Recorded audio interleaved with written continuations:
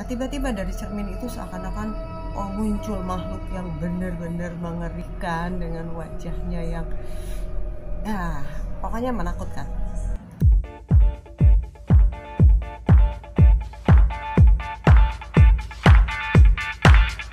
Assalamualaikum warahmatullahi wabarakatuh.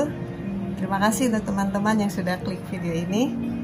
Di video kali ini saya tidak akan membacakan cerita fiksi, tapi ingin berbagi tips sedikit tentang bagaimana saya membebaskan diri dari tindihan.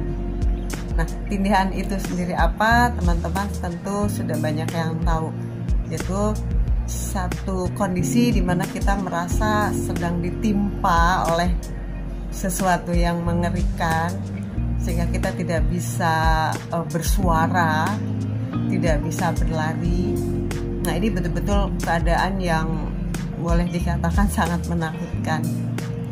Orang yang tidak mengalami mungkin dari penjelasan-penjelasan pihak kedokteran atau ilmu-ilmu kesehatan menganggap itu sesuatu yang biasa saja, tapi sebetulnya kami atau saya yang sering sekali mengalami ini betul-betul tahu bagaimana rasanya tindihan atau dalam bahasa Sunda disebut gelup-gelup itu.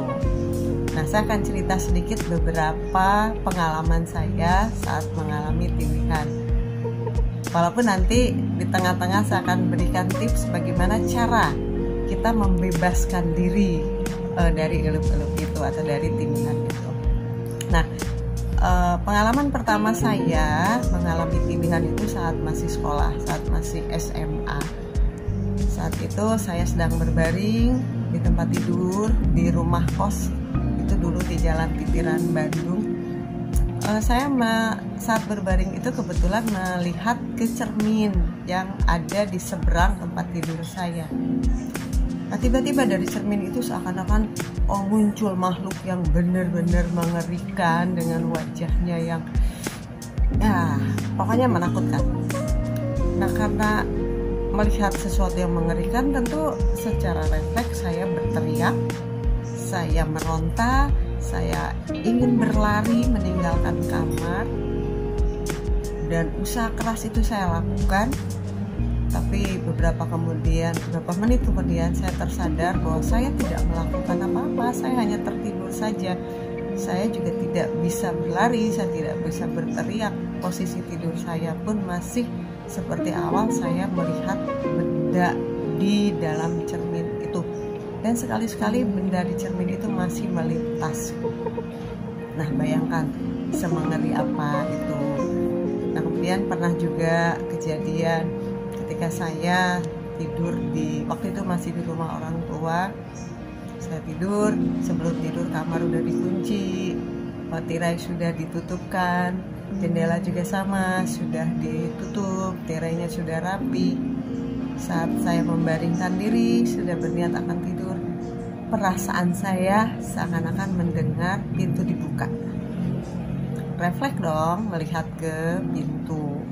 Ternyata saya melihat pintu itu seakan-akan disibakan, dibuka gitu, hordengnya seakan-akan digeser, dan yang muncul adalah wajah yang seakan-akan sedang ngajak main cilukba gitu. Hordeng itu dibuka, ditutup, dibuka, ditutup. Saya tentu takut, lalu teriak-teriak lagi, meronta-ronta lagi, ketakutan sekali karena tidak bisa lewat pintu, karena di pintu itu ada sesuatu yang mengerikan. Sama seperti yang peristiwa-peristiwa sebelumnya, merasa takut tapi tidak bisa berbuat apa-apa, dan makin putus asa ketika menyadari bahwa kita sebetulnya masih terbaring, tidak bisa berbuat apa-apa dalam kondisi ketakutan di tempat yang sama. Nah, itu dua cerita, masih banyak lagi, karena untuk saya tindihan itu seperti sesuatu yang terjadi berulang-ulang, bahkan bulan-bulan terakhir ini pun masih mengalami. Bedanya kalau di awal-awal itu sangat menakutkan. sehingga membuat saya tidak berani melanjutkan tidur, membuat saya bisa terjaga sampai pagi karena saya takut kalau saya berbaring lagi itu akan terulang lagi. Tapi setelah saya tahu caranya bagaimana membebaskan diri dari tindihan itu, rasa takut itu mulai bisa teratasi, walaupun sebetulnya tetap mengalami situasi yang tidak nyaman karena pembukaan dari tindihan itu masih saja sesuatu yang menakutkan. Itu sebabnya mungkin mengapa tindihan selalu dihubungkan dengan hal-hal yang bersifat horor. Saya tidak tahu penjelasannya apa. Kalau pihak kedokteran bilang begini, ada orang yang bilang ini berhubungan dengan makhluk halus.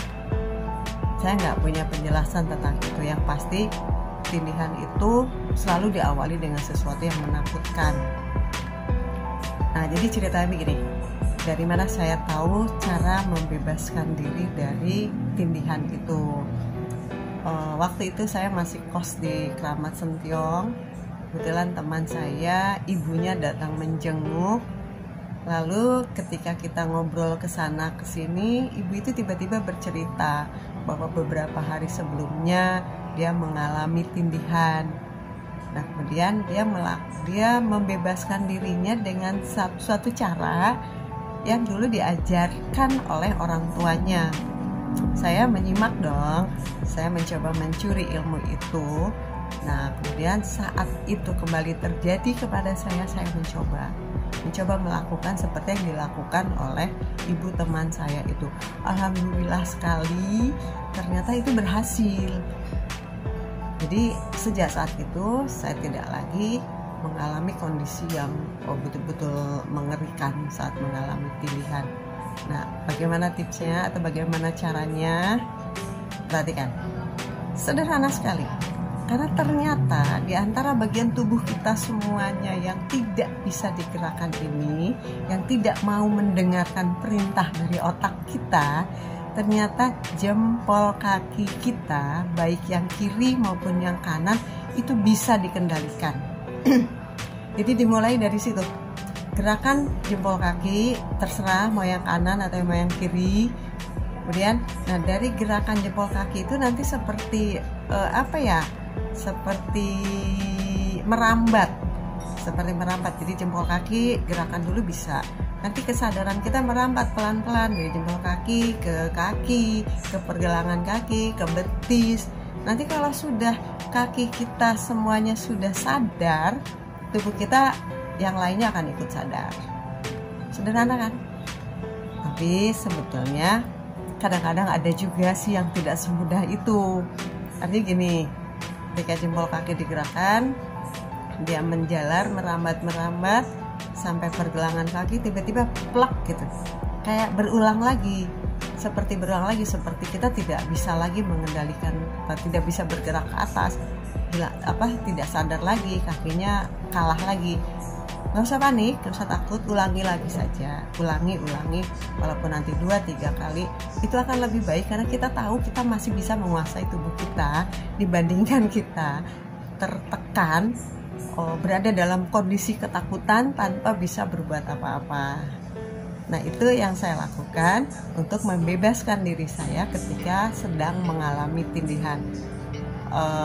Alhamdulillah dengan cara itu sekarang saya tidak pernah lagi panik. Jadi ketika mengalami tindihan, ya sudah, saya fokus saja. Walaupun awalnya tetap saya katakan tadi tidak nyaman karena selalu itu hal yang menakutkan.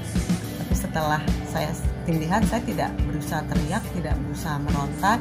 Saya fokus saja menggerakkan jempol kaki. Dan itu hanya berlangsung beberapa menit saja, mungkin kita akan segera sadar. Nah, itu tips dari saya. Mudah-mudahan bermanfaat dan bisa membantu teman-teman yang saat ini masih tidak tahu bagaimana membebaskan diri dari ketakutan kita karena mengalami tindihan. Mudah-mudahan tips ini bermanfaat. Selanjutnya saya tentunya mohon bantuan dari teman-teman semua, dari adik-adik, dari teman-teman, dari anak-anak, dari cucu-cucu, untuk like, komen, dan subscribe, karena saya masih butuh 300 subscribe, 350 subscriber lagi agar bisa ikut seperti teman-teman yang sudah termonetisasi. Ya, itu saja. Jadi mudah-mudahan ke depan saya masih bisa memberikan tips-tips lainnya yang bermanfaat untuk teman-teman. Assalamualaikum warahmatullahi wabarakatuh. Dadah.